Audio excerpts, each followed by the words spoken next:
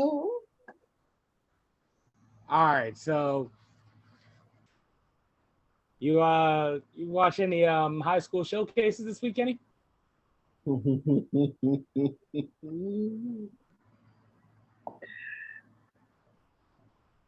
Yes. Yes. IMG Academy, which kind of isn't even a school anyway. Is it academia? Well, individually for the enrolled students, sure. There aren't any classes that I heard of, and mostly it's focused on athletic training. So basically, a tutor while you train. Uh-huh. All right, Yeah. and it's an institute, not necessarily a high school. Versus Bishop Sycamore High School, which legitimately is, without a doubt, not a high school. The location for the high school is a house. Uh, the players, they are JUCO aged, some in their 20s.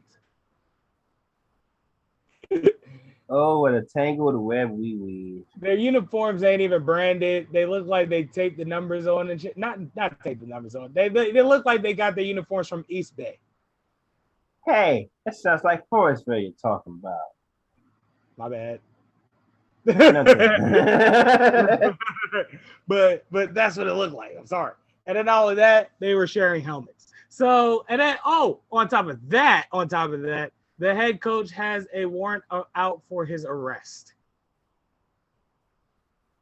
Sounds like a place I would want to get a higher education from. I don't think so. So Oh, then on top of that, as you know, the commentators are kind of like, as the game is going along and they're like trying to figure the students out, and they're, if they have GPAs or anything like that, like usually the high school information they usually put out for students in the game, they ain't got that information. So like as they're going along, IMG is throttling these motherfuckers. of course. And as they're throttling these motherfuckers, like commentaries, like, yeah, man, at this point, this is looking dangerous. Like if I'm not mistaken, some of those players were in the game yesterday. And that's pretty dangerous to do. Some of those players are playing both sides of the ball. Like they like. Then I'm looking at the rosters, like I just see the position, the height and weight is like, what's this kid's GPA? Like I don't know. Like it's slowly adding up for them all. They said, what's this kid's GPA? It's slowly starting to add up, right? Yeah, eventually it'll lead to an investigation. But ESPN, they immediately passed the buck. It was like, oh, nah, it's the fault of the agency that we use to, put these kids on TV. In which that agency was like, I mean, if we knew it wasn't a high school, we would have done something about it, of course. Like, of course. Hey, man, we got swindled. Like, what can you do about it? You know what I'm saying? Man. What can you do about it? Regardless. Kenny, it's Saturday. You know what that means. Live via satellite. It is Gorilla Game Podcast. I am your host, Carlos Crawford. I am drunk off power and the people's tequila.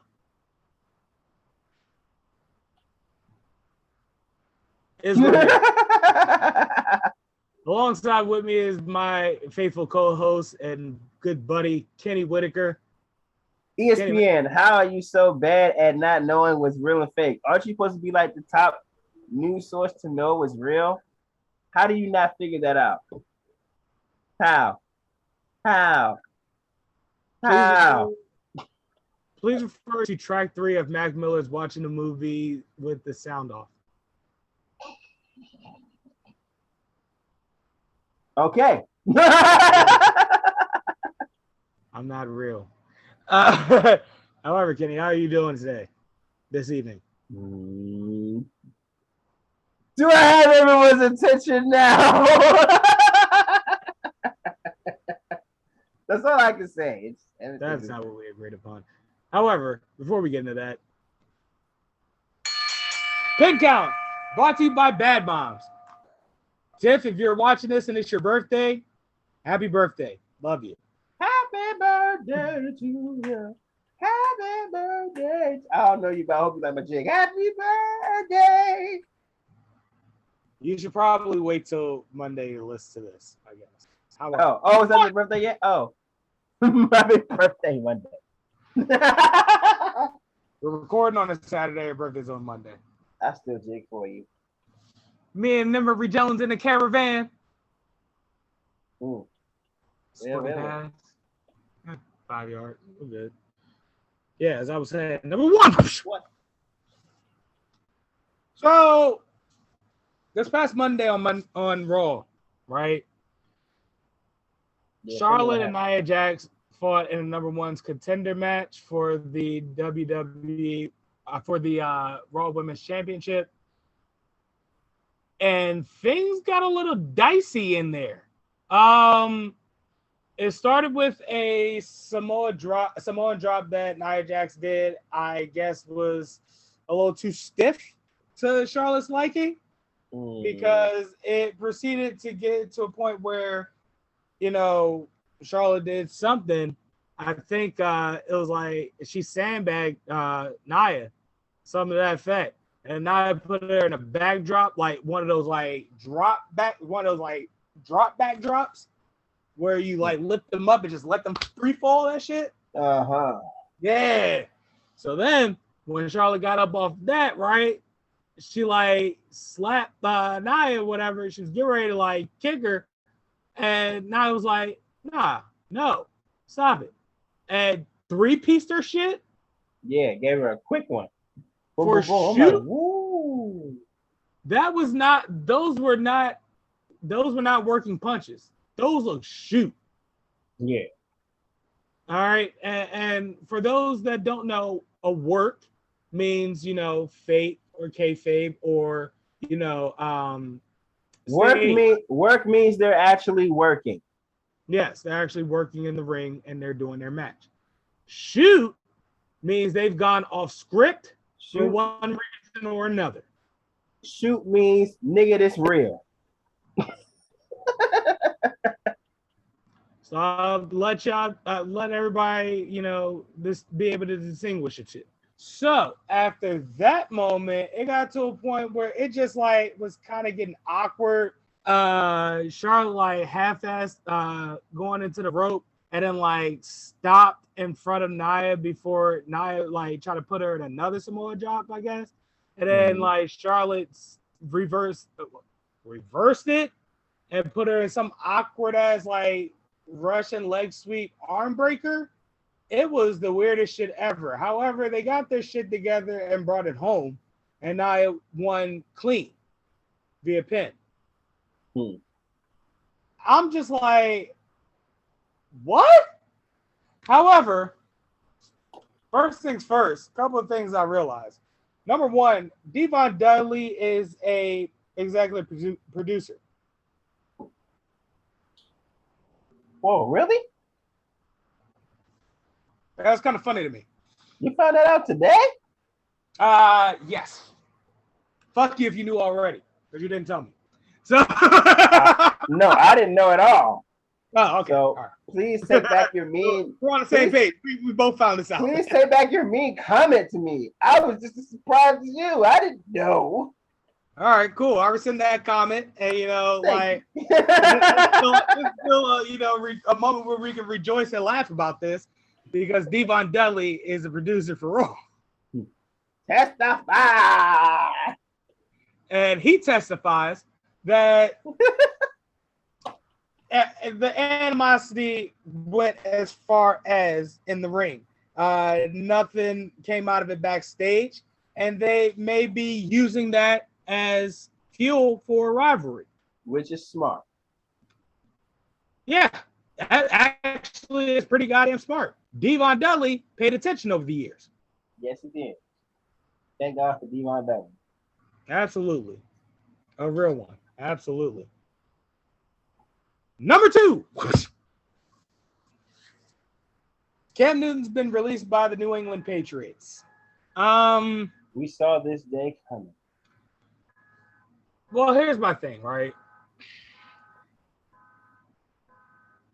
I don't want to say half the reason. Part of the reason is that he just refuses to be vaccinated. And the main reason for real is you're expensive. Too expensive to be a backup. Right. In which they're going with Mac Jones, in which, okay, I guess. I don't know. Yeah.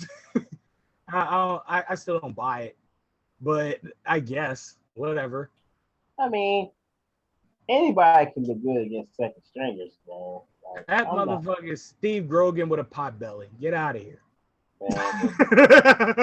Oh, that man, Steve Grogan with a pot belly. All right. I can't.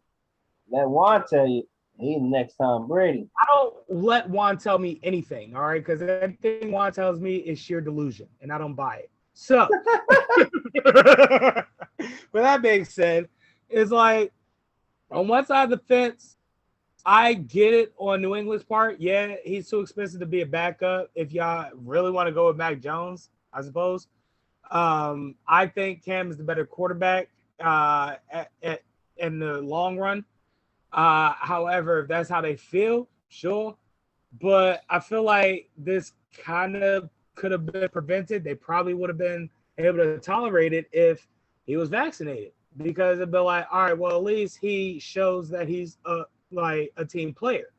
So we can dig that, and so we can keep him. And then if Mac Jones goes down, we have somebody, and he'd be worth every dollar, most likely. But the thing is, would he? Because after he caught coronavirus, he even attributed the fact that he started to have foggy vision and difficulty or change in breathing, which are post symptoms for coronavirus. So it's a possibility that affects his play for the most part. Yeah. And also, a part of me believes that he probably sat down with Belichick, and Belichick probably told him, "Hey, listen, we want you to be a backup on the team, but Mac Jones is going to start." And the part of me is probably like, "Well, no, I'd much rather just get released and try to start somewhere." Which, if that's the case, he set himself up for that, because if we're just being honest with you, I enjoy Cam very much. I like Cam very much. I think he was one of the few black quarterbacks that actually had really, really good talent. But you gotta know what your market is now. You gotta know what your value is right now in the league. And right now, you're just not. You're not Superman no more right now, bro. Like you falling off. You know what I'm saying? So to go with that attitude as if you still are the Cam Newton from what, 5 years ago, maybe. That's not how to work. Yeah. And it's like, I think that's a lot of thing with a lot of these NFL players. Like when they start getting in their zenith of their careers, they don't recognize where their skill has deteriorated, right? Like they like to keep acting like they're still in their prime when the prime is coming on. Yeah. So it's like, at this point, who would want Cam Newton? It's looking over for him.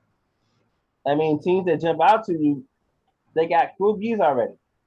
You said what? Teams that jump out to you, they got QBs already. Exactly. And which at this point, and if they don't have a QB, they just trying to put in another QB to bridge, like a Pittsburgh, because Ben's what, 37, 36? Ben been running retired for 3 years now. and then what you look like for Pittsburgh, bringing in a 32-year-old backup to back up a 36, 37-year-old. Don't make no sense.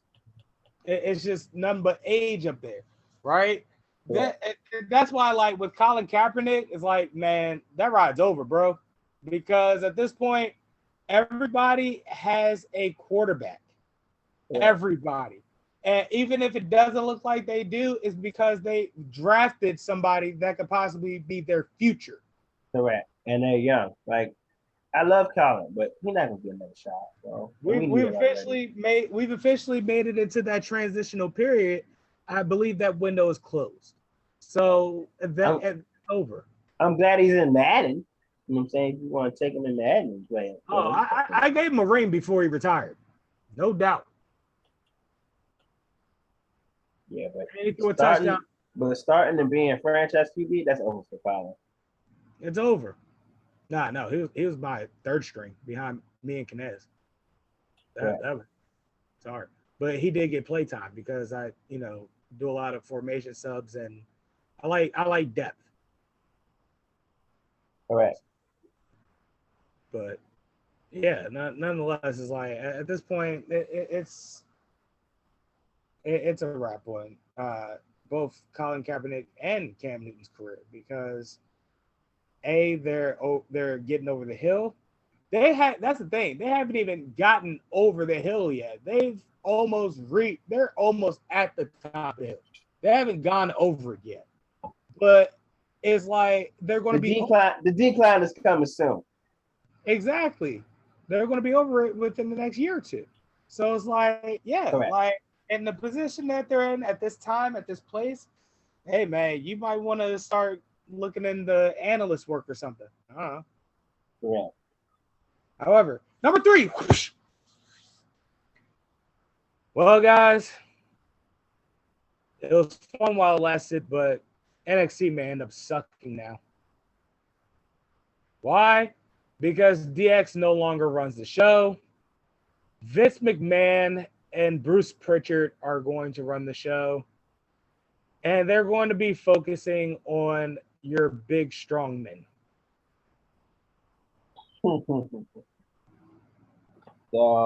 Which brings us to the lesson.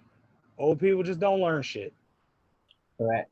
And again, I want to humbly apologize to you, my brother. I knew you were invested in NXT, but part of me just knew that it was not going to be what it was going to be anymore, and I just didn't want to get invested in something that I knew was going to get taken away. So, man, they tried. Trips and Sean tried. They did. It was good. Like when I watched it with you, it was good.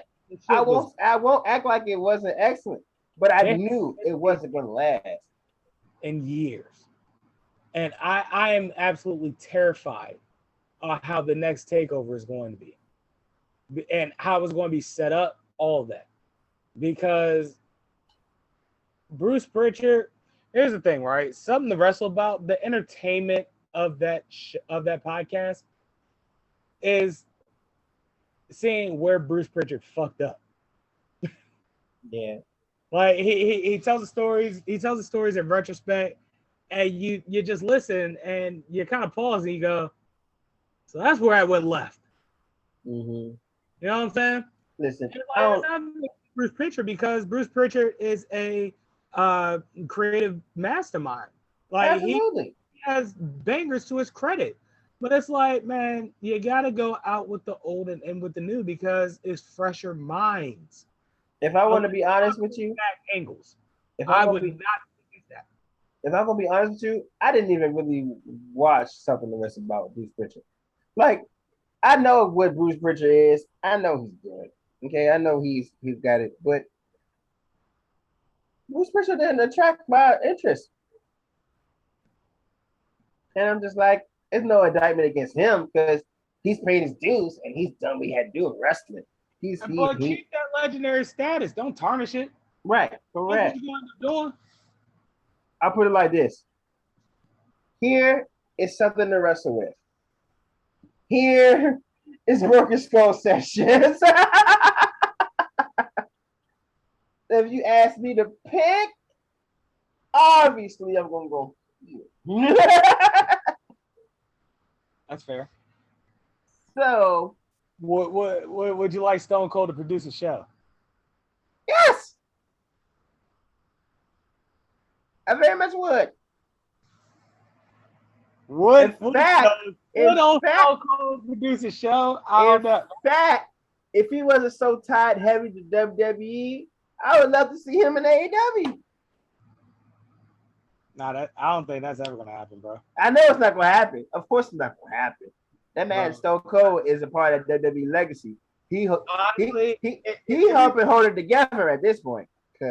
Honestly, if old Stone Cold really wanted to, like, you know, come back to the WWE like full time, they could do so much with him from a management or authoritative standpoint. Correct. You know what I'm saying? Like, you could bring back Sheriff Stone Cold on any show. Mm-hmm. And it will still work. On any show. And then not only that, but you know, he going to like give you a hell of a show, because that's all Stone Cold is about. Give you a hell of a show. And he going to like take the talent that you give him. I honestly think that Stone Cold would be able to, like, if not book a show on his own, he'd be able to find the right people to help him do so. Right. I believe I'm with it. Like, because Stone Cold, like, he's a brilliant mind in the business. And honestly, I think he's a brilliant mind that needs to be used more often if he so is willing to do so. Mm-hmm. I'd love to see that. You know what I'm saying? I agree. Rock come back to WWE to do anything like that. So it's like, why not Stone Cold? Why not? Listen, I really am, like, regardless of my demeanor, I really am sad for NXT. Because NXT has really been holding it down. But if we're being honest, they didn't know what to do with them stars anyway. Like, they bring them up and they bury them. Thank God Shinsuke is so great, and what he do, and people love him so much that he can stay relevant when he is with a title. But Shinsuke should have had a world title run by now. Yeah. And Finn Balor should have had a title run again. Like a real one, a legit one. It looked like they trying to set him up for one, but doubt it. Like, because we got a tease of a demon Finn on SmackDown last night. I don't know if you saw that. No, I didn't see. So I was out last night. Okay, cool. So at the end of SmackDown, from what I saw online, because I didn't watch the show, but yeah, from the teams I seen, Roman was coming out with the belt, of course, finished whatever match he was doing, but who knows? I didn't watch it. But you got the little glimpse of the boom, boom. You know how the demon Finn come up boom, boom, with the red lights and whatnot? Yeah. We got a brief little boom, boom of the red lights. I'm like, is that a demon Finn tease? Or are they breaking it out when they need it, huh? They realize they losing the tension. Which is smart, but also, is it too late though? He been faking on breaking it out. That's why. Mm-hmm. So that he been like, you know, I'm only gonna use it for occasions. Like, all right, we don't expect it. But whose fault is that though? His. You sure, or is it WWE fault for trying to shut it away? Because we could have had Finn, Demon. We could have had Demon Finn versus Fiend Bray, but they took that away from us. Honestly, man, if they, you know, just sat through a wrestling Twitter feed for a week, they could get so much done. They could listen. Hire me. If you want me to help you, hire me. I will sit on these wrestling threads all day long and tell you what people want. A matter of fact, hire someone better than me. Hire old Los here. He'll do it 10 times better than me. Just do it. I don't do this WWE Universe shit for like shits and giggles. I now have a system. Listen, And Get that's just somebody with that the actually base. loves You it. actually give me angles and motherfucking interviews and promos and shit like that. Actually give me a chance to, like, sort of produce a show per se, have some hands on it at least. It'd be the best show on TV. Listen, just let me be in there for the promo classes so I can make sure I can teach people how to talk. Because there's one thing I can't do. I may not have the athletic prowess that I used to, to get in the ring and perform. But put a mic in front of me, I would love to talk. I would absolutely love to talk. So, like, yeah, man. They just, overall, they just absolutely dropped the ball on it. And it's absolutely disappointing because it was the best show out of the three. And you can't tell me any different. Y'all want to push Roman Reigns so bad. It's not happening on this show. It just isn't. And then Monday Night Raw has become the ginger stepchild. Correct. And honestly, as part of me, still hoping that they get it together. Because, let's be real. WWE got its place in our hearts from nostalgia, and a lot of us grew up from wrestling from WWE. But dang on it, bro. Like, if y'all don't figure it out, man, y'all gonna go down. Slowly, too. Yeah, and it's gonna be a hard one. That they the best thing smoking. That they gonna rely on the prestige, longevity, and all that jazz. They just gonna ride on that for a while. Listen, 2011 to now. Nah. I want to say 2009, 2010 to about 2006, 15, 16 was a dark time for wrestling. Yeah. Do you remember anything that happened? Well, from 2011 to 2014, do you remember anything that happened? In particular, did anything stick out? If it ain't Mania, no. Yeah, pretty much. And the things that I remember, both Shawn versus Takers. Yep. In their era. Yep. The streak pretty much carried them. Orton and Triple H. Yeah. That was fun. Daniel Bryan's run. That was fun. Daniel Bryan was fun. The streak ending. Yep. And we got a brief taste of Evolution back. Brief. I enjoyed the brief Evolution. I did enjoy that. That's it. That's it. And DX coming back when they used to lock people in the boxes. A watered down version. Watered down version DX, which was still funny, but it ain't DX. Try to give you the heat, but Shawn let it Lord, and he won't take it back. Exactly. He tried to make it work the best way he could. Right. So. Which was still funny, but it ain't water guns and jumbo wings. It's not strip poker and smoking cigars in the middle of the ring. It's not public address and show me your titties. It's not humping the entrance ramp with in between China's legs.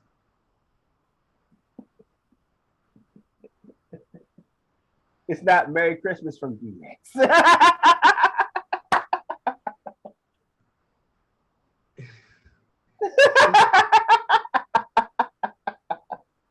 It's not the banana spot while they're on commentary. It's not. We should change our name to Double Degeneration X. You're right. You're absolutely right. It's not. All right. We can do this all day. Suck it. It's not. It's not Canadian flag in the nose while in Canada. Why? I love Canada. Ah, And that was Pick Count, ladies and gentlemen. All right. it's time. The part that we've all been waiting for this evening, ladies and gentlemen, let's take a trip back to March 26, 2001. I like to take a trip down memory lane. No home show for Monday Night Raw before WrestleMania X-7. If you recall, WrestleMania X-7 had probably one of the greatest cards in wrestling history. You had Stone Cold versus The Rock 2. You had that triple threat TLC match. Yeah, you had goddamn the gimmick battle royal was the opener. We had Benoit versus Kurt Angle. You had Benoit versus Angle. You had who else is on that card? Jericho was on there, wasn't it? Didn't he? No. Who won the European was it a European Championship match? Something like that. Yeah, I can't remember what that was, but I think Jericho was on that card too. Bottom line, we had Shane versus Vince. Yes, a lot of these matches are going to be revealed throughout this episode as well. However, to put it in perspective,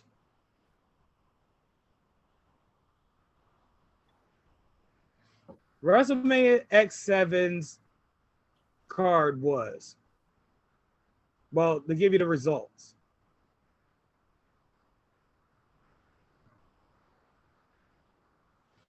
First match, you had Just Incredible and X-Pac as X Factor beating Grandmaster Sexay and Steve Blackman in the tag team match, in which I have no idea. I don't get it either. In the singles match for the Intercontinental Championship, Chris Jericho defeats William Regal. In the 6-man tag team match, Taz and the APA, along with Jacqueline.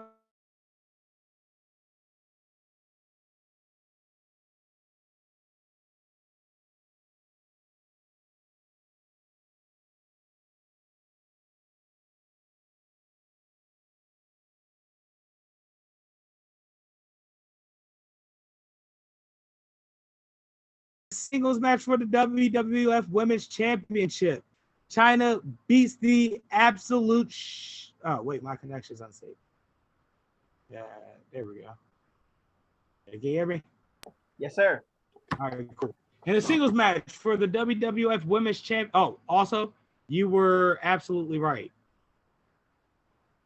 Eddie Guerrero beat Test for the European Championship. However, singles match for the WWF Women's Championship. China beats the absolute dog shit out of Ivory. God damn, that was a one-sided match. And she looked damn good doing it. If you oh God! Oh my God! That is my favorite China attire. Period, dog. That WrestleMania 17. Wow, don't you be like a woman? Oh my God! Don't you be like a man? With the popped out hair. Oh my God, she was gorgeous. Man, what? Shane McMahon beats Vince McMahon in a street fight with Mick Foley as a special guest referee. Beautiful. And the build-up for that, perfect. I love how they play that. Mick is great. Oh yeah. Y'all gonna respect Mick Foley on this podcast. Oh yeah. All three versions of it. All three faces, exactly. Tables, ladders, and chairs match for the WWF Tag Team Championship. Edge and Christian defeat the Dudley Boys and the Hardy Boys. Man. In the gimmick battle royal, Sheiky Baby eliminated Hillbilly Jim to be the last man standing. In a singles match, The Undertaker defeats Triple H, which is the first of their three matches at WrestleMania. And in the second of their 3 matches at WrestleMania, Stone Cold defeats The Rock in a heel turn, in which he sides with Vince McMahon. An epic heel turn. Man. The heel turn we never thought would ever happen. Mm-hmm. However, let's get into this Monday Night Raw from March 26, 2001, before that WrestleMania. All right, so the episode opens up with WCW on one TV and WWE on another TV, in Vince's office, and Vince McMahon is explaining to us that one TV is WWF and another one is WCW. Vince Why? Because he bought his competition. That's right. Vince reveals to us that he has officially brought his own competition, WCW, and this is really laying on the fact that they're going to be doing the simulcast of Monday Nitro and Monday Night Raw, and it's going to reveal what's going to happen to WCW and its fans.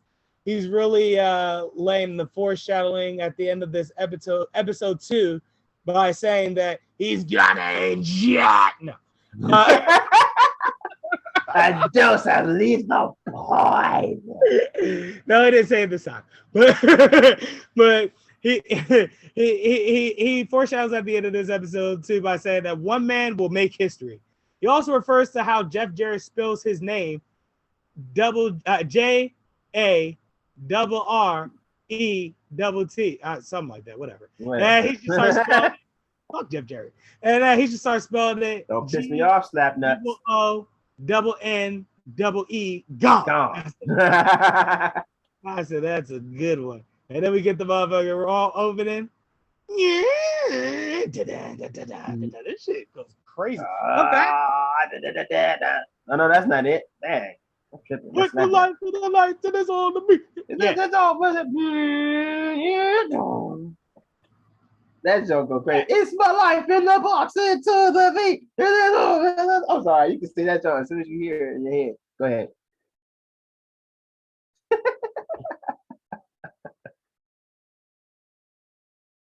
Go ahead.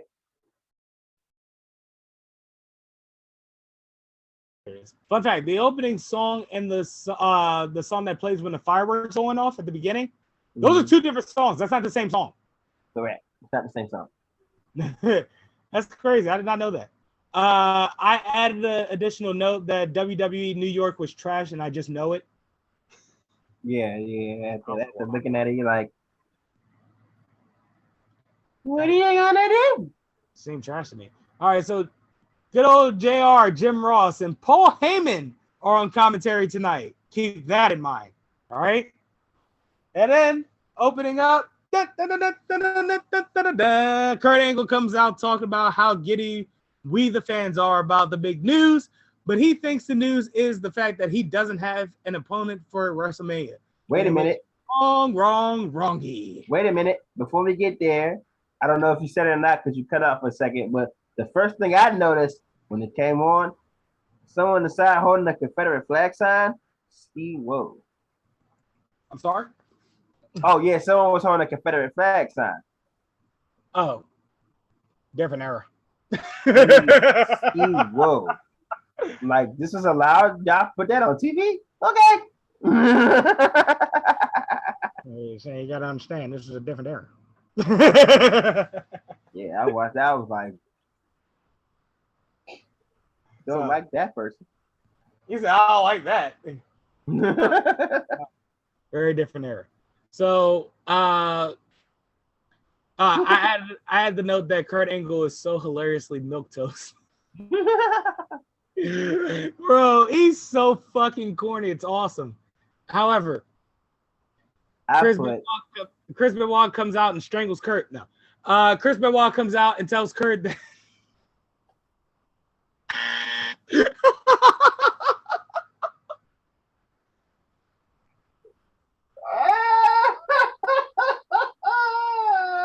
have I become the heel? I think I have. So hey, you know what's funny? I put Chris Benoit comes out and I say, no, never mind.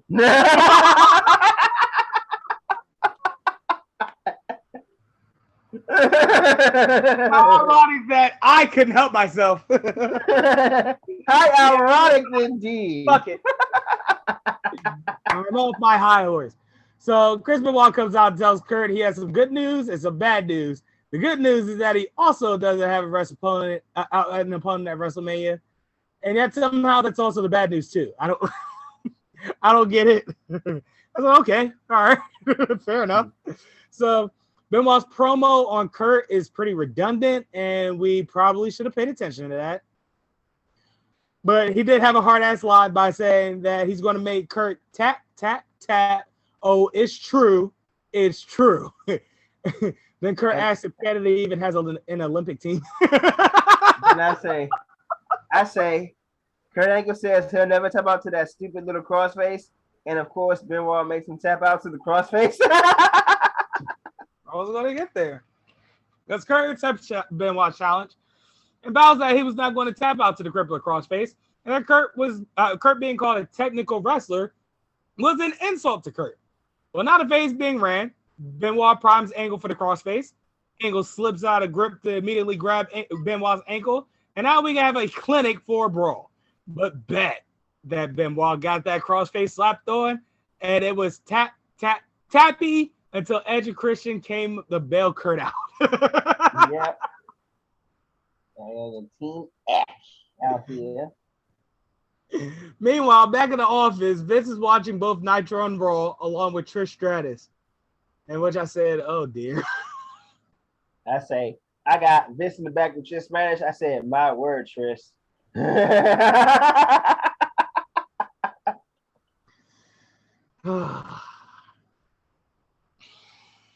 And then I got Vince proceeds to roast Lex Luger and Buff Ragground, in which I go, y'all getting cooked by Vince McMahon. Out of all people. We're taking another shot. Michael Cole catches up with Deborah after the commercial and asks the status on Old Stone Cold. And she's just fed up, and, well, who knows why. I mean, who could blame her? At this point, she's stipulated to be The Rock's manager. That's got to be annoying. That'd be big annoying. However, Taz versus Val Venus is up next with Right to Censor and APA and Jacqueline, in which I said parentheses, Lumberjacqueline. As lumberjacks in a lumberjack match that devolves almost immediately when Ivory distracts the ref. Jacqueline duffs the shit out of Ivory on the ring apron, while Stevie super kicks the shit out of Taz behind the ref. This defeats the entire purpose of the lumberjack match stipulation.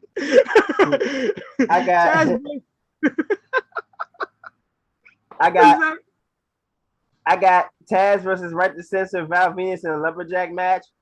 Y'all, but I say, let me tell you something about Jacqueline back then. Oh my, oh my. You know, I'm a sucker for cornrows and manicured toes. Hey!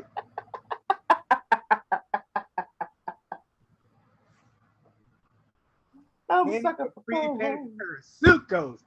God damn, those were the days. Anywho. So, finish it off, because I got some words about Jackie too. But Taz wins by Bridge Tazplex. I laughed, however, at how Val Venus is in a stable of FCC suits, and his finisher name is another term for cum shot.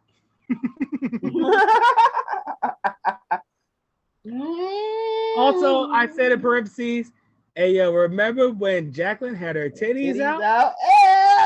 Hey, yes, I do. You know I do, buddy. I'm a Jacqueline stan.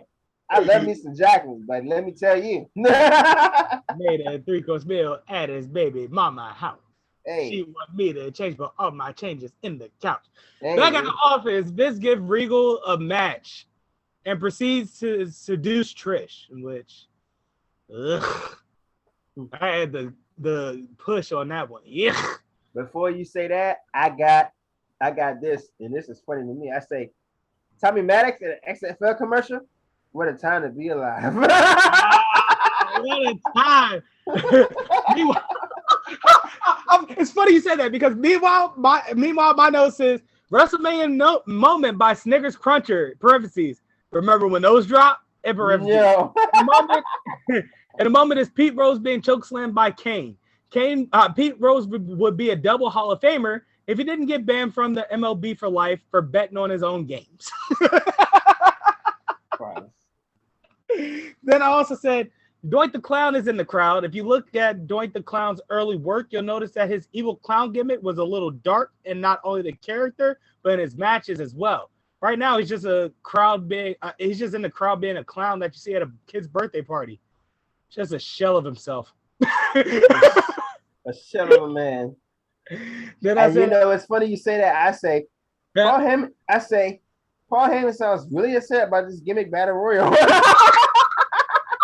yes, that was my next thing. So call it what it is. It's a gimmick battle royal. JR split over the gimmick battle royal. Oh, this is going to be a gimmick battle royal for WrestleMania X-7, and it's going to be a barn burner. JR hyped this shit up. I say Paul Heyman. It's a gimmick battle. It says it on the visual. I say Paul Heyman is clearly fed up and misses ECW.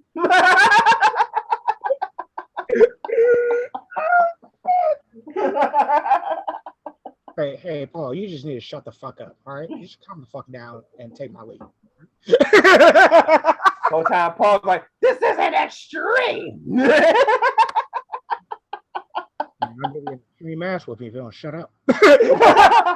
Don't make me, Vince. Make me. Sick of this. Oh, slam your bitch ass. So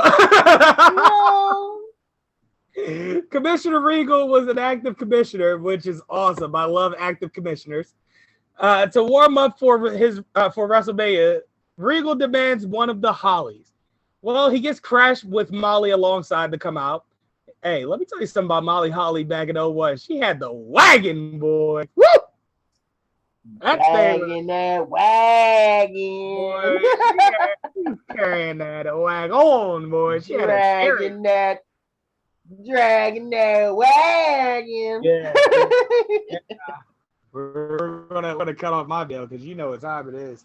Like we're at that point in the fucking episode because this is where it just goes off the rails as far as the episode goes. This is where, as JR would say, business is about to pick up.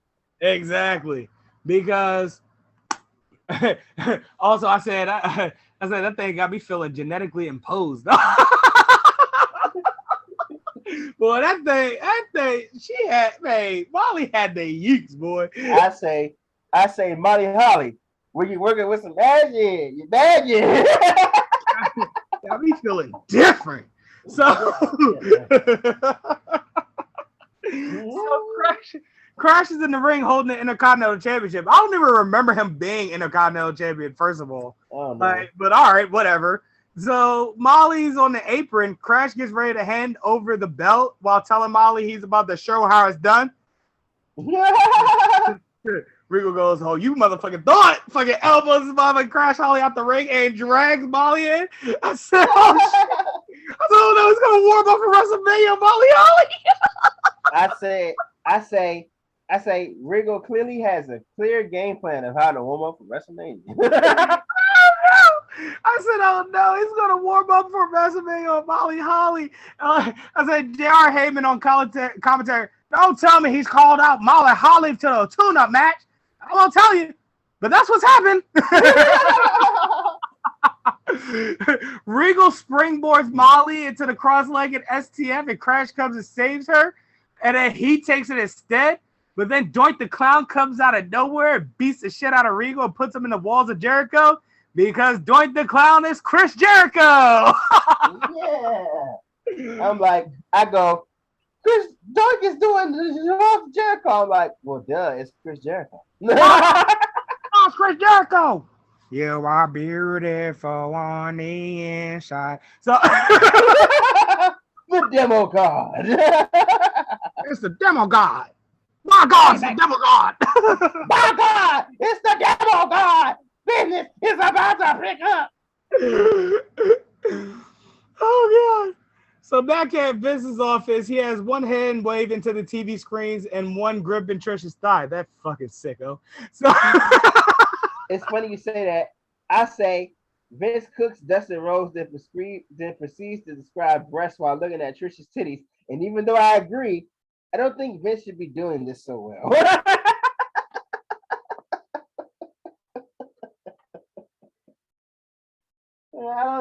I don't think you should be describing titties so well. Like he put his all in describing titties. Like he had He had his mind made up on them titties, boy. We're gonna get to them titties in a second. Trust you me. The natural Dustin Rhodes shows up on Nitro. Vince explains to Trish that Dustin Rhodes used to be a gimmick there on WWE. Gold Dust. Mm-hmm. Yes, I did an air bite. And he proceeds to tell Trish that one time he wanted to get implants on his chest. And why would anyone do something crazy like that? And he stops because Trish got the titties out. Pretty bad nipple, man. Enjoy that pill. Get it out. Side note, Trish has not aged. Let me tell you something about Trish Stratus, baby. That's good milk. Let me tell you. And I need you to like put what you're doing to the side for a second. I need to see your face. Really quick. Real quick. Let me tell you something about Trish Stratus, my friend. The more things change, the more they stay the same. That's for true. I will take a table promo from Trish any day in the week, twice on Sunday.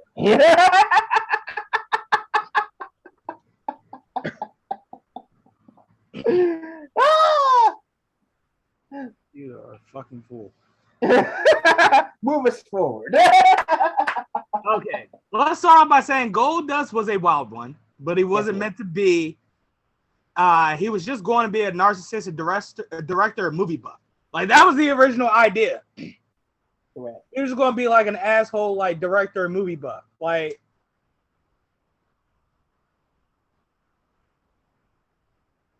the initial idea was that he was just going to be a suit wearing motherfucker, and his suits were going to be gold. Correct. Which was going to be dope as fuck if you think about it. That would be dope. He should have did that time. Oh yeah. Oh yeah, indeed.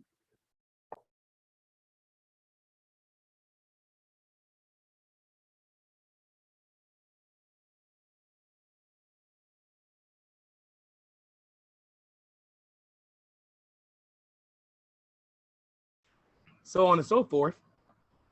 Dustin, who is in real life Stone Cold Steve Austin when you think about it.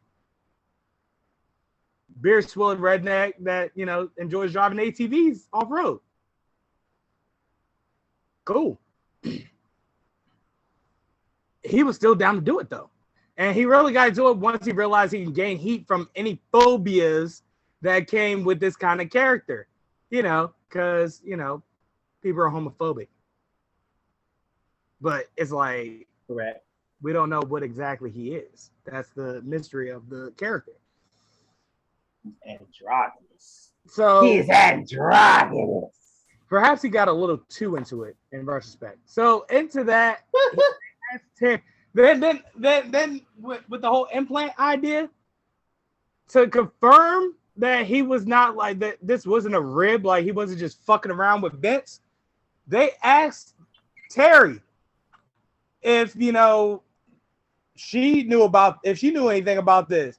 And when she just nodded and rolled her eyes in the process, yeah, I confirmed it. Like, she thinks this is a stupid idea as well. So you know what that says to me? Dustin Rhodes' commitment is on 1,000, and he loves the business. Boy, ain't it? That was my takeaway. Yeah. Mm-hmm. And after that, I got Team Eck and Rhino in a promo in the locker room. I love it. Before that. Oh, you got something before that? Hold on. I had to know that shit would be hilarious when Regal called motherfucking Sunshine. If that's how you want to do it, Sunshine. Regal sets up Jericho versus Big Show for later in retaliation to Jericho's actions. Now we get into Edge and Christian in the locker room. So Edge and Christian introduces Kurt Angle to Rhino, which makes Angle a bit nervous, but he's cool in this book because Rhino's got one of the three eyes. Yeah. I don't know about the integrity or the intelligence. So he's got intensity. That is for true. For true indeed. Paul Heyman spits the fact that Kurt Angle has never tapped out in amateur or professional wrestling up until the opening of this evening, and he is going to tap out later again tonight. And then They rolled the promo for Rock Austin 2 for WrestleMania that Sunday. Oh Man. my fucking word. One of the best promo. Just one more fight about a lot of. They go crazy. This promo is top 3 and not 2 or 3. Man, he said, "Do I need to beat you, Rock? Oh hell yeah!" Well, Austin and Rock together, that chemistry talking is. Cause it's a habitual shit talker versus a straight to the point shit talker. Nigga, I was about to turn that episode off and go straight to X-7 and sim to the main event. I was this close. I'm about to turn this off. To put it in perspective, and this is the one thing I loved about Austin and The Rock. To put it in perspective of how their chemistry worked, like, you know, just talking shit to each other. And, you know, the wrestling told the story of their shit talking. But The Rock came back from Hollywood and he said he rambled about how he had done it all. He's won championships in the WWE. He's gone Hollywood. He's sold out, you know, the market, blah, blah, blah. But the one thing he's never done is beat Stone Cold's bald monkey ass in the ring at WrestleMania. And which Stone Cold's response was simply, so what you're telling me is you've gotten your ass whooped twice at WrestleMania and you want to go for 3.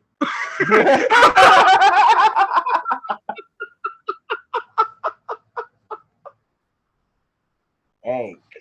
I said, God damn, everything The Rock said, Stone Cold just like lampshaded that shit. Like, however, the interview between the two until they got to the giving it all I got talk was good as hell. Because they were talking that cash shit, boy. Oh, boy. We missed the spot. Can we go? Let me fast forward real quick to the beginning. When JR comes in. No, that's a later episode. I'm sorry. I told you I started watching it all the way through. And stuff, it just started rushing through my mind. That's how good this was. So sorry. Back in the office, Vince is getting ready to head to the ring, and Trish gives him a good luck kiss. It's funny you say all that. You know what I said? Oh God. What did you say? I'm jealous.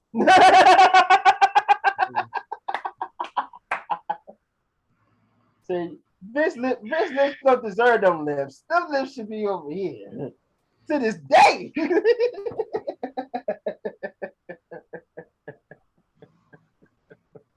We're beating the shit out of FAU. I've seen enough. We can go back to I've seen enough. Like, that's how I feel about that. However, continuing on. Vince waltzes to the ring. And when Lillian gives him his introduction, he walks to the side of the ring and demands that Lillian gives him a better introduction and literally walks back to the ramp in order to receive his introduction. Oh man, this motherfucker Vince was so good this evening. Man, he was on 1,000. Hey, his character, he was in his bag tonight. So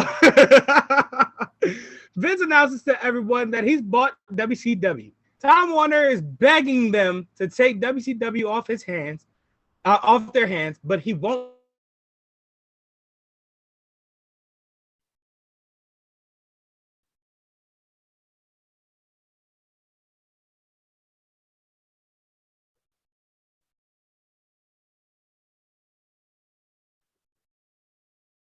Cash shit. He foreshadows again. He who laughs last, laughs loudest, but he's not laughing yet. He starts naming stars and figuring out who the fans want. And here's something I noticed actually. Nobody wanted Lex or Hulk. Nope, nobody did. However, they popped for Buff Bagwell, Booker T, Sting, Goldberg, Big Papa Pump. Buff Bagwell could have had the juice But Bagwell definitely could have had the juice. Bagwell definitely could have had the juice. That man Vince out here hugging up. That's fucking wild to me. Holding down. He talking big trash. Look her up. Boo. He then says he wishes he could line up the entire WCW roster and tell them one by one, you're fired, because he's burying WCW. Crowd starts the asshole chants and he goes, don't y'all start that. Then he said, and then before that, he talked about, it's like, and which is gloating, which I admit I'm gloating like this. And now he want to admit he gloating. Well, obviously, we know you gloating. Like, we don't need to talk. However, Shane's Titantron plays, but Shane doesn't come out in that arena, at least. Instead, he's stepping out in Panama City, Florida at Monday Night Nitro. Also, side note, Jesus, that turtleneck he was wearing was baggy as fuck. I had to add that one. That's it was bothering me how baggy that bitch was, bro. Talk about. I was like, what the winter sweater is this, bro? Like, you were in Florida in a turtleneck. Let's start there. That shit's a wool turtleneck. What the fuck? You know what I said? I said, Shane McMahon come on the screen. I say, yeah, Shano, where your swag at? That turtleneck terrible. You were literally born in an area that has all 4 seasons in 1 month. Like, bro, you not I know. I live in that area. Like, bro, you not hot, bro. I need you to fix that.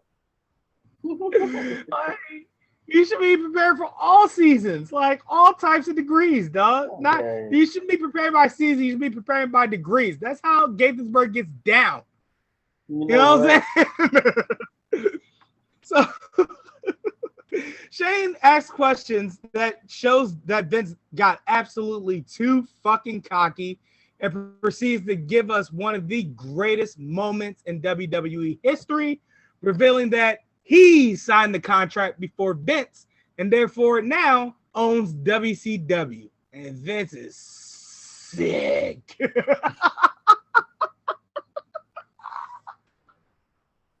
After that, I just put, and here it is, the moment we love to watch, and it's still great. Oh my God. Hey, bro, your man was 6 to his stomach. Son, he just had the look on his face like he about to have a heart attack, bro. Like, or he had one in the process. Your man trying to reach for the rope. He find it hard to reach the rope for a second. He finally gets to the rope and like just gingerly gets out of the ring and walks backstage. Right, he just Vince is so sick. He just like, I was like, God damn, this is so good. His night just completely gone left. His night goes completely left from here, dog. Right, like everything is horrible. He was walking tall as fuck till he tripped, dog. Mm-hmm. He was like, yeah, I got it all. Then when he tripped down, he just like, oh. Yeah. When the chips are down, boy. Which I had as a side note, God damn, this episode makes you feel like I'm 11 again. This is awesome. Right, like I feel like a child watching this. Boy, I felt like a kid again, dog. I was excited like when that shit happened, dog. However, commercial comes back to Vince screaming at his attorneys on the phone. How could you do this? How could you let this happen? You took too long to pull the trigger, my guy. Like, nobody told you. Your stupid ass knew that you were in an entire rivalry with your own fucking son. You don't think he'd do some shit like that?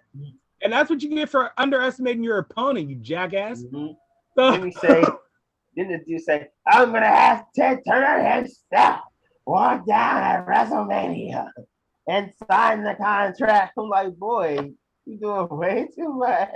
Boy, he was talking his shit in the millions, bro. But That's how much cash. It's so funny. So then the Hardy Boys head to the ring with Lita. Let me tell you something about Lita with that thong showing.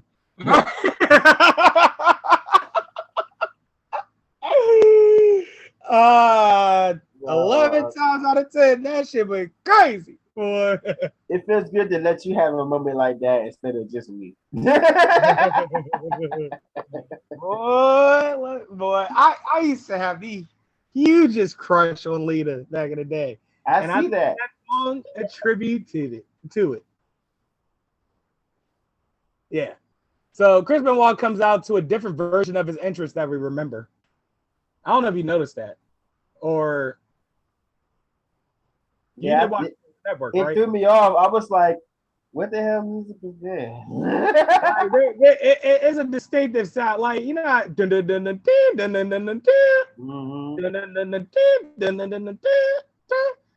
have that part. Yeah. I was like, and then they didn't have the lyrics or nothing. I was like, This is before they actually made that change. All right, fair enough. Also, side note, a lot of superstars were wearing those WrestleMania X-7 jerseys this episode. Yeah, they was. They're shot from what the hell out of X7 jerseys. I'm like, however, they're just low key crack. Low key. Now, like if you want to bring it back now in the stars, you're like, yeah, I can rock that on that. Exactly. In retrospect, that's just crack. So we get Hardy Boys and Chris Benoit versus Kurt Angle, Edge, and Christian. In which my only couple of notes was, Benoit was sick with that crippler crossface stuff. Yeah. Like that shit was like Randy Orton with RKOs. Man, what? Like your man's could literally drop your ass into that armbar and have your ass ripped back by the neck in mere seconds. You don't even know how the shit happened. That's dope. That was dope to me. And that's why we called Chris Benoit one of the best technical wrestlers of our time. Listen, man, the man killed his family and himself. We get it. However, Game got to recognize Game. That motherfucker was cold in the ring. Sorry. You know what I'm saying? Like, you usually want to, separate the artist from the person, but goddamn, man, it's undeniable. That motherfucker Chris Benoit was gifted. Yeah, he won a Rumble, right? He won a Rumble. I think he did. Yeah, he won a Rumble. So, like, Chris Benoit was gifted, man. He was actually good. And I think he was in, like, the top 5 of that Rumble, too. He just shouldn't have been doing that diving headbutt. Yeah. And he probably should have sought therapy after Eddie passed. Yeah. That's what all bull. Like, Eddie with them concussions really did a number on him, I'm sure. It all added up, you know what I'm saying? And he just snapped. So it was like that. It's diabolical, but it's also sad. Like we joke about it often, but like it's a terrifying yet beautiful sadness to it. Like, cause like such an amazing talent for him to go out like that in such a like dark way. It's wild. You know what I'm saying? However, Christian taps out and all hell breaks loose. Kurt winds up outside after Benoit clotheslines him over the ropes, and Benoit flies a goddamn headbutt straight out of the ring into Kurt Angle. You see what I mean? Matt, meanwhile in the ring, Matt twists the face Edge, and Rhino slides in and gores the fuck out of Matt. Then Lita comes in to tend the mat, and that's where she fucked up because Rhino was like, "Oh, you not safe either, ma." And gores the fuck out of Lita. Well, I was like, "God damn, this episode's so dope." Oh yeah, real quick backtrack on Benoit. He did win a Rumble, and he came in at number 1. So he Michaels that Rumble. and we'll never 100% talk about it because of what he did. And again, a terrible yet beautiful sadness. Like, damn, that's tough. Now we have no choice but to say only one person's ever done that. Mm-hmm. See what I mean? Like, and he eliminated Big Show to win it. Jesus, that's a big motherfucker to be eliminating on your own. Mm-hmm. Goddamn. However, man, Lita taking them motherfucking man bumps, that was another thing I loved about her. She was not afraid to take a motherfucking big boy bump. Okay? I'm talking about The Undertaker has last rided her through motherfucking like stages. She's taking motherfucking suicide dives and just scorpion her shit. She's like, she's taking motherfucking power bombs through tables from Bubba Ray Dudley.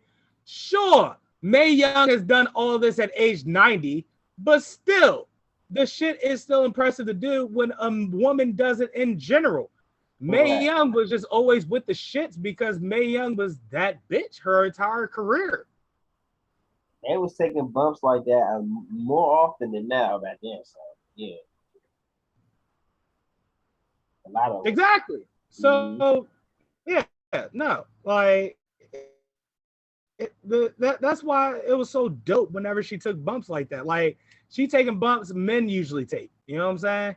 And it's dope when the women take the manly bumps. It's gonna be dope as fuck when women start, taking manly bumps in matches and of their own.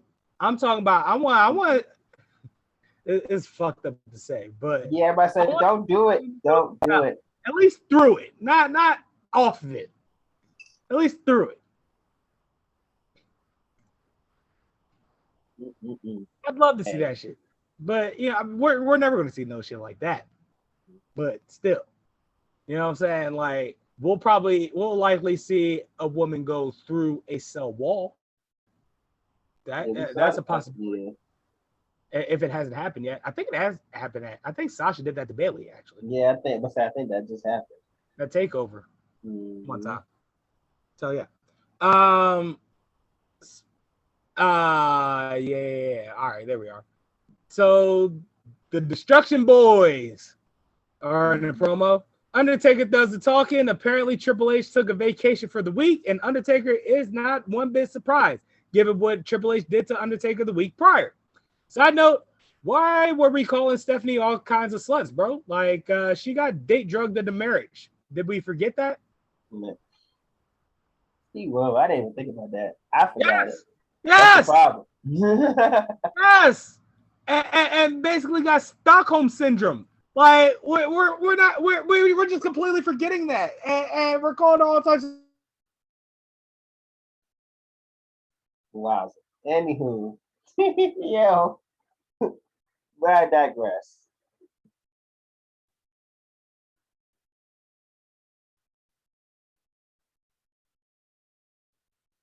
And shitty angles like that, if you recall Katie Vick. So there's that.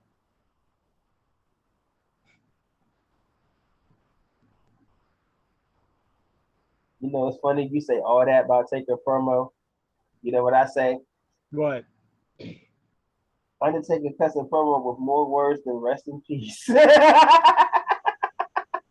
And that's why I like the Western Mortician Undertaker the best. So, however, speaking of that whole Stephanie getting drugged in the marriage ordeal, Tess is headed to the ring in the next segment.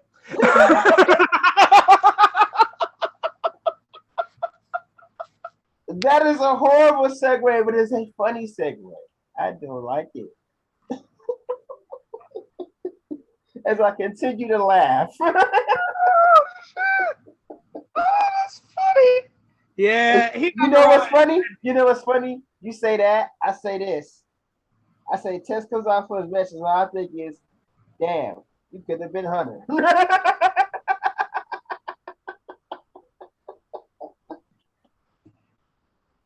Woo. Like that meme say. If you know, you know. Monday Night Raw is brought to you by Uncle Ben, Foot Locker, and Burger King. I said this feels targeted towards me.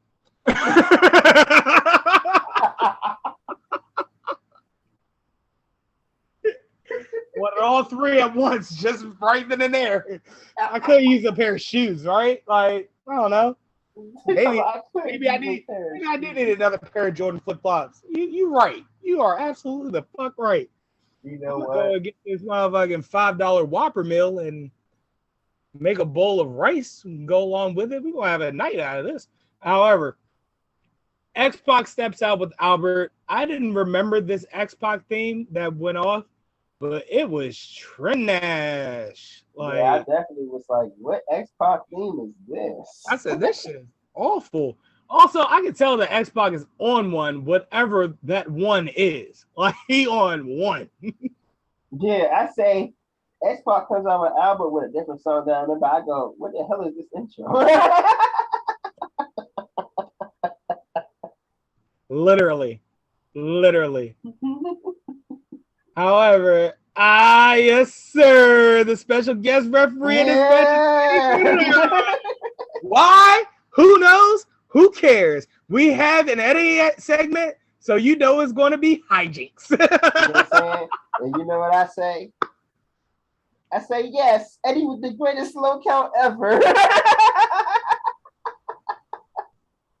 He go, whoa. At one point in the match, Test lifts X-Pac up for a military slam, and Eddie trips him, and Test falls backwards, and X-Pac lands on him for a 2 count. I said Eddie and X-Pac may or may not be in cahoots. So Test goes for the cover. Eddie pulls a muscle, raising his arm to count. Test and Eddie start arguing, and Test uppercuts Eddie over the ropes.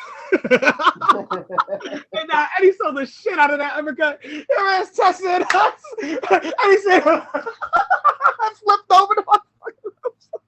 Moving on. Oh, God. X-Pac grabs the European belt, goes upstairs to hit Test with it from the ropes. However, Test reverses it and puts him in one of the smoothest pump handle power slams you'll probably ever see. Boy, that was smooth as shit. If there was something Test did right, was that pump handle power slam. Mm-hmm. Another ref comes in to count, and Eddie pulls the ref out of the ring. And they start arguing at ringside. Albert comes in and ball bombs him. And the moment X-Pac falls on Test, Eddie immediately stops arguing to slide in and immediately count the fall. Ladies and gentlemen, a clinic on lying, cheating, and stealing from the vantage point of referee.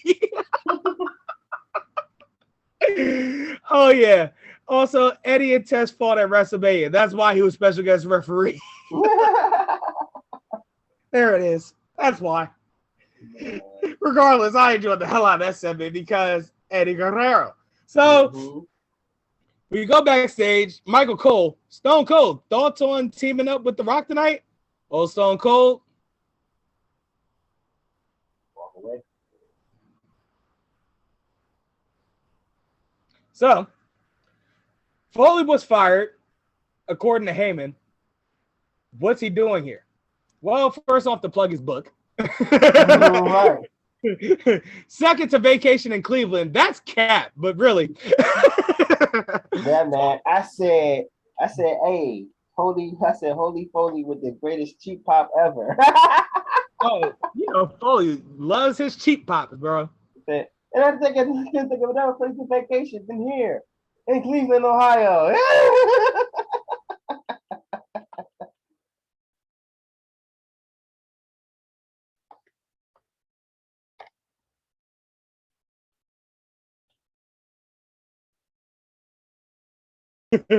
So Foley's here to involve himself in the McMahon match at WrestleMania.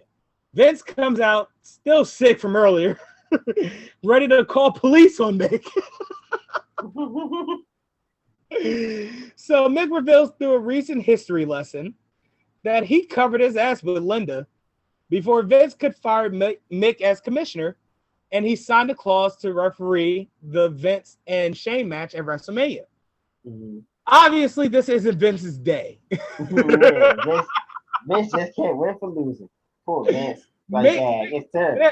And Mick disrespectful as hell for telling them to have a nice day. Right. He said, and if no one has told you already, have a nice day. Oh, man. So after the break, Vince it is off his tight. Mm-hmm. Your man got the beast cow, dog. He can't even eat the fucking strawberry. He's so mad. everything just makes him angry, and it's so funny. Your man was snacking hard with Trish earlier that night with motherfucking strawberries and whipped cream. I'm only took a bite of that strawberries and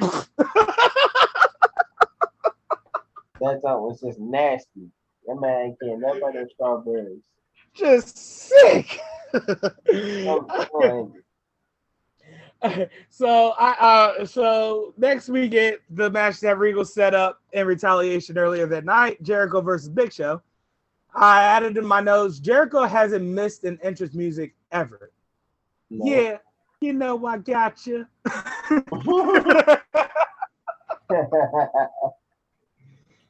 And then my other note was, well.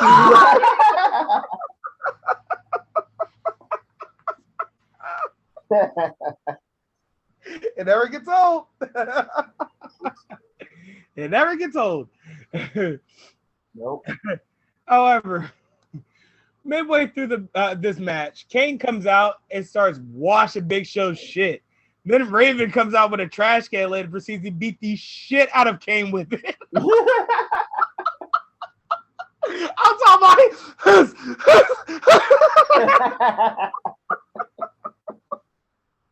Yo, hey. Meanwhile, in the ring, Jericho's standing lion salts Big Show, and Regal comes in out of nowhere. Regal stretches the shit out of Jericho, just and Jericho catches the meanest choke slam for Big Show. I'm talking about this motherfucker had Chris Jericho like,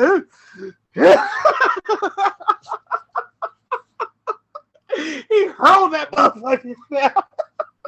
I said, God damn, this is crazy. So, yeah, this motherfucker Jericho suspended, no.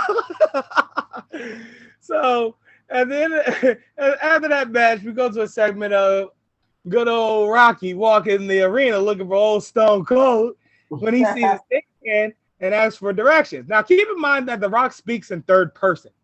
Mm-hmm. Right? So he tells the stagehand that he's been going up and down the arena looking for Stone Cold. Do you know where he is? So the stagehand directs him, in which The Rock was like, okay, down the hall where? In which he was like, down the hall to the right. In which he was like, thank you. Are you new? Stagehand nods. He goes, The Rock. So the stagehand goes, my name's, and The Rock goes, no. Because you know the drill, it doesn't matter to him.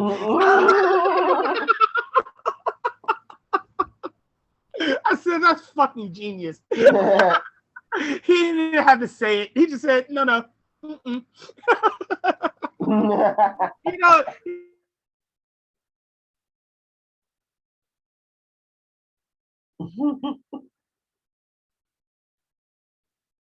hilarious.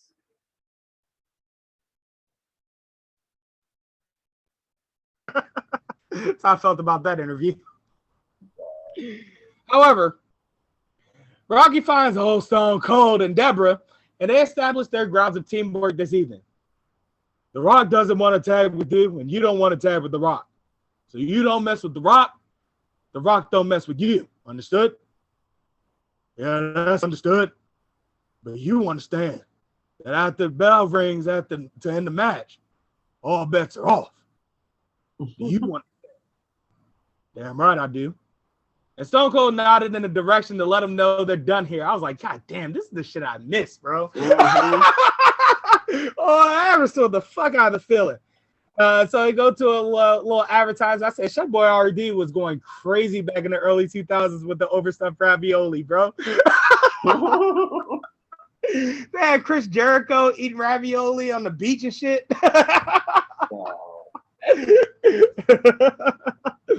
uh,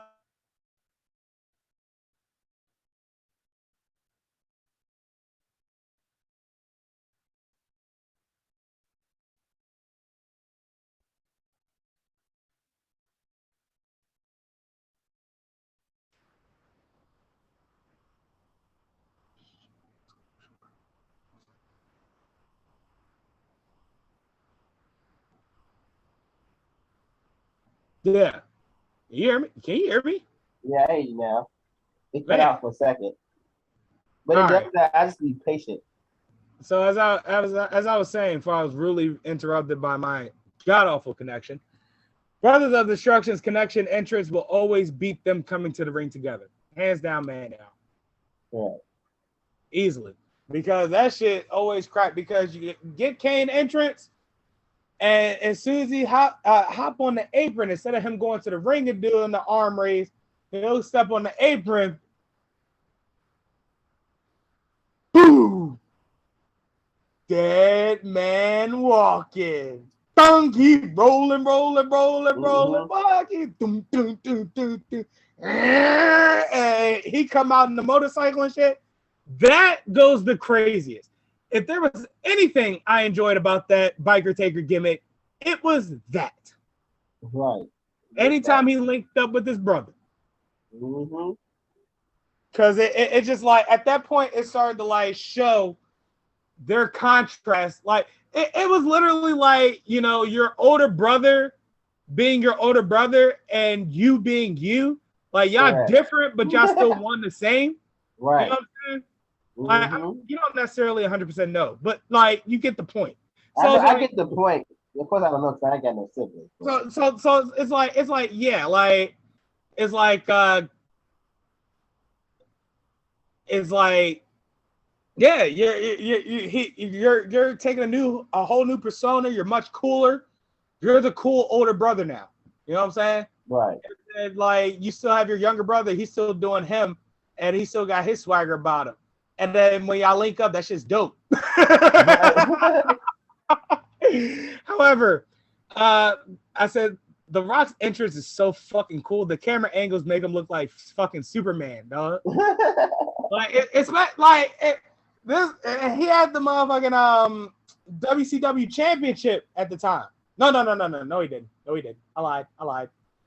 He just started doing the arm raise version of his entrance. If you recall, he would get up on the turnbuckle and do like a little like arm shake and then sniff the air. Not a lot of people remember that for some odd reason. I don't think The Rock even remembers that he does that. But anywho, so he just started doing the arm raise gimmick, right? So when he, you know, goes to the first turnbuckle and like he does a little, the motherfucking camera angle pans out and like kind of like circles him a little bit. I'm like, damn, that fucking angle goes crazy. However, The Rock's interest still ain't. Actually, Deborah is with him instead of Stone Cold due to a previous.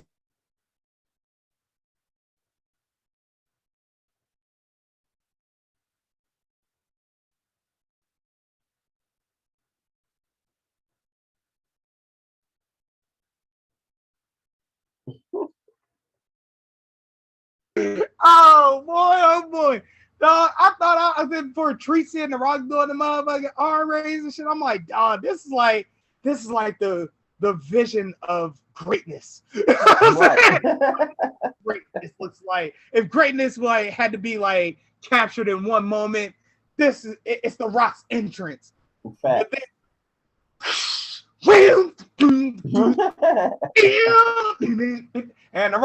The Rock had a smooth swagger. It wasn't the BMF, the hard BMF jump. It was like the motherfucking like swagger, like I'm coming in to do me and hop out. Like this is another day in the office. Like let's get it. I'm focused. I'm ready. You know, I'm about my business. You know what I'm saying? He not doing no hype, no gimmick, no nothing. Just quiet to the ring because he ready to whoop some ass. He focused. You know what I'm saying? It's a focus BMF walk. Right.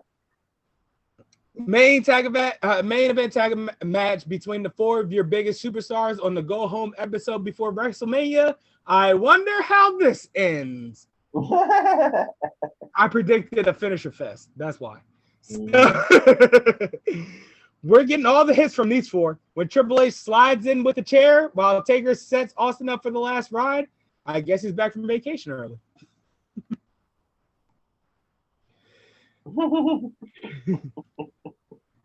Stone Cold pins Taker for the win. Kane immediately heads for Triple H, and Triple H takes Kane out as well. By the time Taker comes to, Triple H is already at the stage while Taker heads ringside to tend to Kane.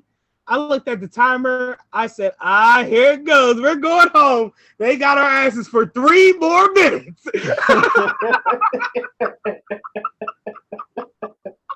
Oh, my goodness. So old Stone Cold celebrates in old Stone Cold fashion, a beer bash. Mm-hmm. Well, as he's opening his last set of beers, The Rock gets behind Stone Cold and gets into the hook and ride stance. You know.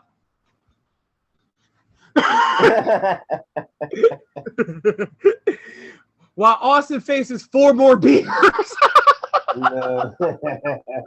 Austin turns around and catches his own finisher from The Rock. That's right, a Stone Cold stunner from The Rock.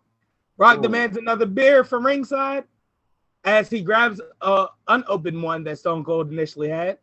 He opens the unopened one, sets it right beside Stone Cold, heads to the stage, opens his beer, cheers to Austin, and only takes a sip of beer because Rocky's a tequila guy.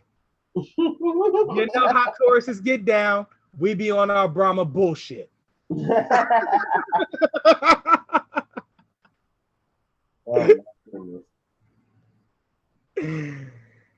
Oh, man. Final thoughts, Kenny? Yeah. I missed that time of wrestling, bro. So great. Absolutely, man. That was... I had so much fun watching that episode. Like, my thing is that I look at a episode of Monday Night Raw and assume it's going to be a 3-hour episode. No, this was back when it was 2 hours long. Right. Exactly. So without commercials, it was 1 hour and 45 minutes. Mm-hmm. That's honestly, that should be the formula. Mm-hmm. That should be the formula. An hour and a half show. Of course, you're going to have commercial breaks, but you give them an hour and a half an episode. You can achieve a lot and still have the same energy. You can have the achievement of a 3-hour episode along with the energy of a 1-hour episode put right there at 1 hour and 30 to possibly 2 hours. See AEW Rampage. Exactly.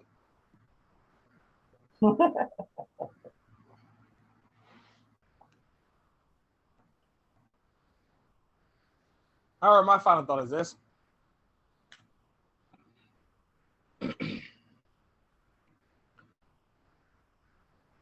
It is September the 4th? Yes. All right, so listen. Rumor has it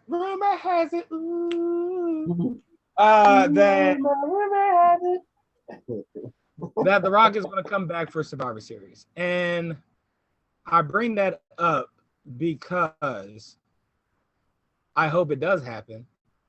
But it's like, I don't want him to come back just to get buried by Roman Reigns. And if we're being honest, I don't think The Rock will, well, honestly, I don't know. Because it is family. So he'll probably lose the family in order to make that push. Yeah. Mm-hmm. Ugh. Why? Why? What are we doing? So I say that to say this might begin the decline of WWE television. At least for this show. And this show's starting to become an AEW exclusive and WWE retro episode podcast. As far as that's what it's starting to look like, bro. Because I can't sit. I'm at the point where I can't 100% sit through episodes of Raw and SmackDown on a consistent basis. I'll get one episode where I'm like, oh, that was a good episode this week. And then like the rest of the month is just like, oh my God, I don't want to watch any of this shit. Like I looked at the lineup for Monday and I said, no, thank you. It's just not worth it. Like it's not worth powering through. And that's what I'm saying. Like I had no moment of feeling like I powered through that episode of Raw before WrestleMania. Like, God damn, that was such a good show. Everything was happening. Like there was something good happening in each segment. Mm-hmm. And honestly, man, they don't 100% make shows like that anymore because they're making it too corny for the most part. My thing is that you can still be dope as hell, but still water down your like content. Like you just gotta work around the parts that you know can't be shown on TV. Right. It's not necessarily that hard, but they're watering it down too much, in my opinion. You know what I'm saying? So it just seems corny as hell. And it's like, honestly, I feel like this pandemic has unhinged this country mentally to the point where people find like the corniest shit funny as hell. And it's like a lack of cleverness in things these days. It's hard to explain, but things aren't as clever in humor.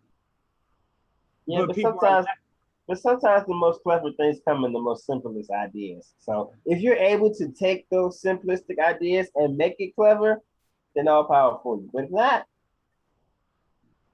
yeah, go. And WWE ain't that good at taking something like simple, making it clever. So it's like I know. I'm just putting it on the other side of the fence. That's all. No. You know me.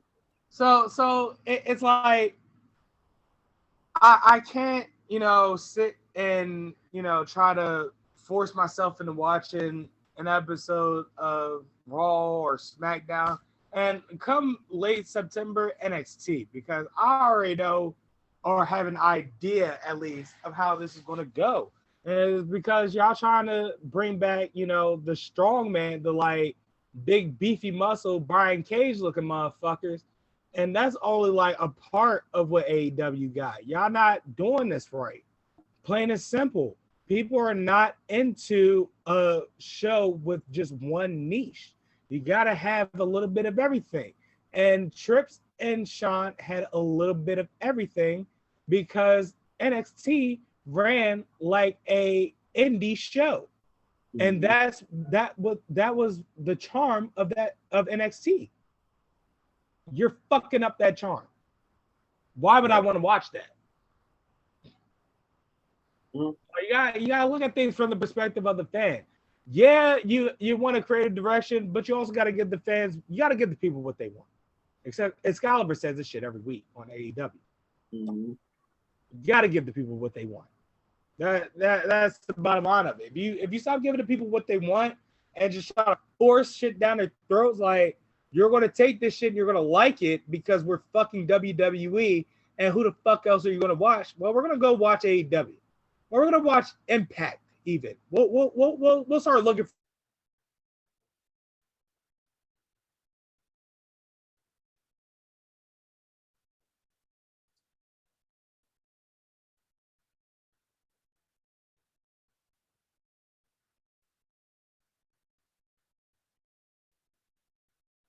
we don't have to watch WWE all the time.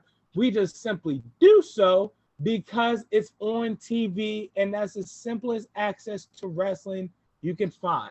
Nobody wants to stay up to 2 in the morning to watch Ring of Honor on a Saturday night. So, like that's how you're getting away with things for real. You're covering the market on primetime TV. Fair. But at least give us something. Because from the look of things, people are going to start, shying away from things. Because, again, you're going to get the parents of these kids that you're trying to appeal to, they're going to be over it and shit. Like, you're going to get to a point where they're like, yeah, my kids enjoy it, but God, man, I miss dope shit. And it's like, I can show my kids dope shit on AEW Dynamite as well. And that's how you start to lose fans. So, yo, I'm not telling you to, like, do a whole nother Attitude Era. We don't need another Attitude Era. The Attitude Era was amazing for its time. We can't do another Attitude Era because it's too sensitive of an era. I'm going to go right out and say it. It's too sensitive of a time to be, taking certain angles that are considered taboo or buzzworthy or toxic, hot button, things of that nature.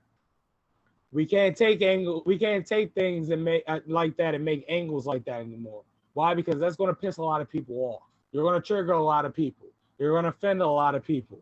So you have to resort to what you have now. And I'm sorry, I got to fire a shot, but you get those cartoon avatars that has a over exaggerated opinion about everything and is offended about roughly everything. And this vanilla wrestling that WWE produces is what they enjoy. So I guess we got to leave it to them. So I don't know. But nonetheless, it's like, if you enjoy it still, hell, go ahead and enjoy it. But it's like, even with the likes of Bianca Belair, Sasha Banks, Bayley, Apollo Crews, goddamn, that's the worst part. They're releasing so many people, I can't remember who would be on rosters anymore. Like, that's another thing. They're trying to on the roster. I don't 100% know who's on the roster anymore. And if you remember last week, I struggled to name the women's roster and whether or not they were heels or faces. So, yeah, man. If you're not into wrestling and I and Kenny are enticing you to get into wrestling, hey, man, I encourage you to start with AEW if you want to start major promotion, fresh and new, and to where you can get to know characters and get used to them. I just start with AEW. It's fresh, it's a new. And all of that, you're going to see some people that were in WWE, but you're going to see a side of them that wasn't in WWE, and you're going to like them a lot more because of it. Long story short, Attitude Era is every era. Attitudes change, attitudes progress. Adjust with the attitude, trust your creative process. Give us a pro era. I can do a progressive era. But give us something a little more edgy, something a little harder. Because that, the kid shit, it's going to get tiring someday. I don't know to whom, but you're going to eventually start losing fans. You're going to still have diehard WWE fans because that's just a part of America that. No, I was saying it for the perspective of them treating every era as an attitude era. Stay in what you know now for the era and make it the most receptive. Well, the thing is that the attitude era was the benchmark. And you're always going to compare to the benchmark. Plain and simple. Like, the significance of the attitude era is much larger. You know what? Maybe we just need the significance of the golden era. You know what? Or the Ruthless Aggression era. You know what? Maybe we just need to move out of the way and just let them try to get a chance to know the people they need to know and progress with the times to give the people what they want. That's what I'm saying. In the AEW because like it's fresh, it's new, and you can you're not starting all over like me and Kenny are. Like you don't have to know a whole nother roster. You're getting to know this roster, and you're just starting from there. This is your main promotion from here on out. You know what I'm saying?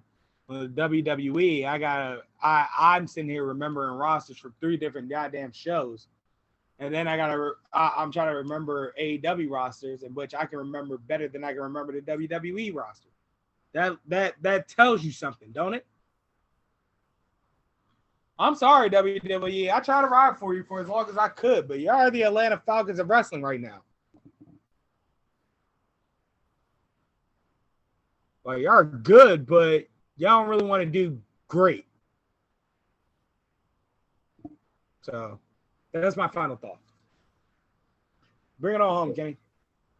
With that being said, my name is Kenneth Whitaker, aka Henry Soul, the listen on the Millennial Falcon. No, nobody flies this ship better than me. Here we go with this shit again. Ah, here it is. Yes, I understand.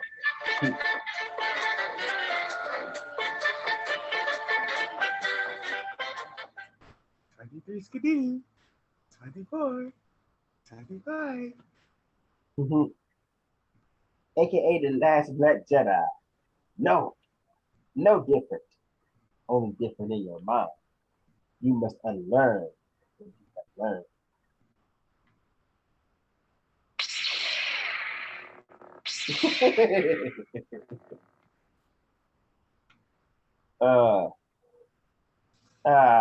AKA Mr. Go Slick Vodka. Fogel, what is that you have on? It's a vest, dumbass. I'm trying to look older.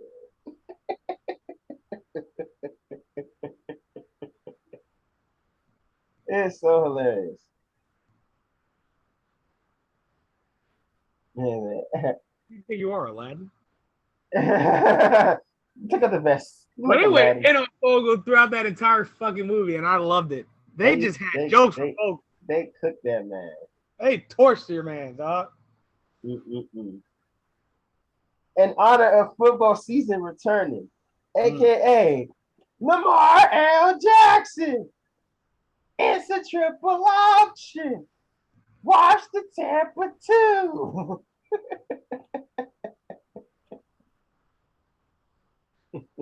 Yes, they say the corner blitz, and I hope they burn it down. I caught the COVID. I'll see y'all week 4. Oh my goodness.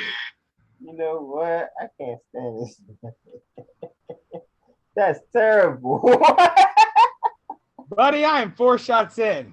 What do you expect right now? Listen. AKA they're very sexual. Very toy. Very toy-ish. Austin Powers, Faja. Wait, is Faja? Yeah, that is Faja. Oh. Factor. Hey, look at you. You don't even have a name tag. Oh, you have no tag.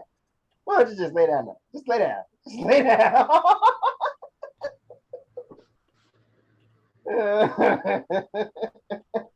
Your man's laying down in the fetal position. I said, God. Right, he's like, dang.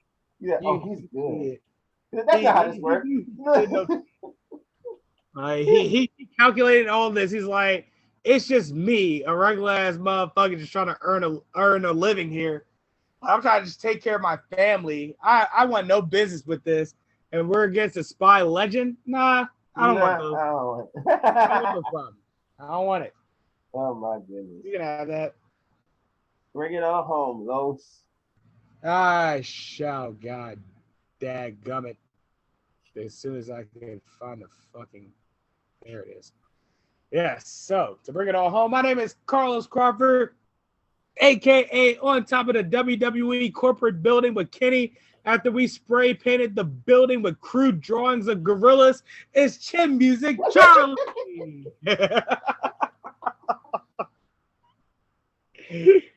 AKA Thick Flair. I'm gonna take that bodacious brunette with the wildest yeeks in the world and make her mine.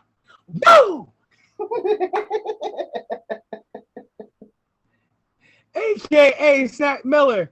I'm the moon to the sun, how I birthed it. Turn you back to your old ways, reverse you, curse you, witchcraft. You get nothing but a whole lot of nothing but your motherfucking bitch ass. You simple as a whistle, never pick a side, shit, you always in the middle, never down the ride. I was high like I'm born to fly, never die, I'm immortalized, here before your eyes. AKA. Oh shit, I put the shit on mute. Well, I was on fire though. AKA. Now on the mound, John Smokes. As he warms up, Smokes has thrown 37 strikeouts, pitched a no-hitter, and is averaging an edible an inning after the All-Star game. Just spectacular play from him recently. A perfect pitch to match his perfect hit, Bob. The idiom survived. Hey, bro, they were on the ball with these episodes back in the day, bro. That's for true. Yeah. Idiom on the ball. On the ball. AKA Haystack West. Everyone all right? Yeah, I'm good. Okay, good. Because I'm not. Shit. Okay, boys, get them in the carriage. Rooster, you remember how to remove bullets from living bodies? Do I know how to remove? Don't you know what? Now's not the time, Eric. Eric? You never knew Pop's real name? You did? Shit, I never even bothered to ask. That's y'all's fault. Sheriff, was this a real bounty? The fuck you trying to say, Haystack? The fact that this was almost a setup, maybe? Nah, I mean, do we still get paid? I had to come out here to save your ass. Of course you don't get paid. Right. I'm fucking with you. Yeah, I'll pay you the live amount. You took a bullet, I say you deserve it. You, Moose, are getting paid. Well, why the hell? Oh, yeah. Who here knows what a royalty check is? Just because we're partners don't mean I still won't rob you. I see boys get along with Bianca well. Yeah, she fits in perfectly with us crazy bastards. She keeps us at our best. Ah, really? No doubt. And aside from me taking this bullet for you, you have fun. Thanks again for that. Sure. Louis, Joe, get this carriage moving. Yeah, Negro. Just don't die on us.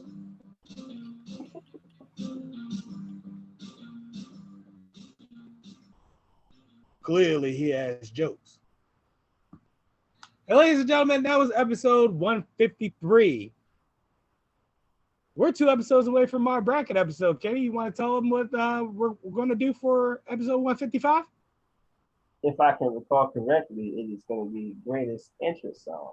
That's right, ladies and gentlemen. Greatest entrance in wrestling history, namely WWE, but we're going to have other promotions as well. And the rules are going to be like this, right? We're going to have superstars as opposed to the actual song itself. That way we can rate based on the strength of their portfolio of... As a collective. Exactly, their collective of interests. So we'll get Stone Cold's regular glass breaks as well as his disturbed entrance as a way in for Stone Cold. However, you're also going to get NWO, and then you're also going to get NWO Wolfpack within the NWO. Right? Yeah. And then with Triple H, it'll be like, you know, yeah, you get the 1, 2, the sword. Whoa, that's what you also get. And we're also gonna add my bow down to the game as well. Why not? So yeah, this is going to be a good bracket. I plan on setting it up to where it's going to be a lot of good matchups, as I do all the time. We're going to see if we can get fuzzy slippers on it. We need fuzzy. I like fuzzy slippers as our moderator for these episodes. He will be there. You know what I'm saying? However, with that being said, episode 153. Like us on Facebook. Subscribe to us on YouTube. Follow us on Twitter. We're going to get to a point where it's going to be our last episode, and we're going to reincarnate this show. We're just going to run it the fuck back. And when we do that, we're going to be opening up for a lot more content. Just bear with us for now. We'll just give you guys something for the time being. Our main goal is to want to give you something. Hopefully, you guys will watch it and engage with it. And hopefully, you have fun with it. But right now, we're just trying to get it together for what we really want to do for y'all. Hell, let us know what you like about the show, what you don't like about the show, what you like to see in the show. Right. Either I'm going, that's actually a good fucking idea, or shut the fuck up. I'm open to all suggestions that can help us increase. Exactly. However, until then, we'll see you next week for 154. We're off this. Yep.